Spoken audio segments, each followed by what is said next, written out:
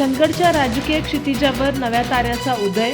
Atharva दौलतचे chairman Mansingh Khorate यांनी अनेकांना दिला अनपेक्षित धक्का.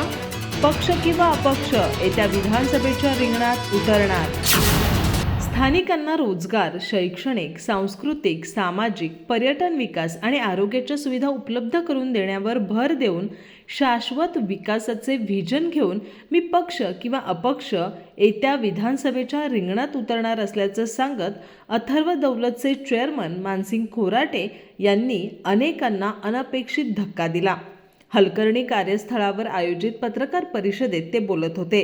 खोराटे म्हणाले, योगायोगाने काही मोठ्या पक्षाच्या नेत्यांनी मला विधानसभा निवडणुकीची तयारी करा, आम्ही उमेदवारीसाठी तुमच्या नावाचा विचार करतोय अशी पाठराखण केली. त्यावेळी मला अडचणीत असलेल्या दौलत कारखान्याला बाहेर काढताना आलेल्या अडचणी आठवल्या. मोठी राजकीय शक्तीची गरज भासली होती. ती शक्ती आज मलाच मिळते म्हटल्यावर ती संधी मी घेणार असल्याचं त्यांनी सांगितलं. राजकारण आणि साखर कारखानदारीचा जवळचा संबंध आहे, त्यामुळे व्यवसाय आणि समाजकारणाची सांगड घालणार आहे.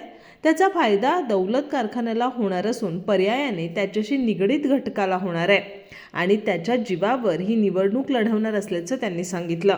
मी या लाल मातीतील असल्यानं मला येथील खाच खळगे माहीत असल्याचंही त्यांनी अधोरेखित केलं.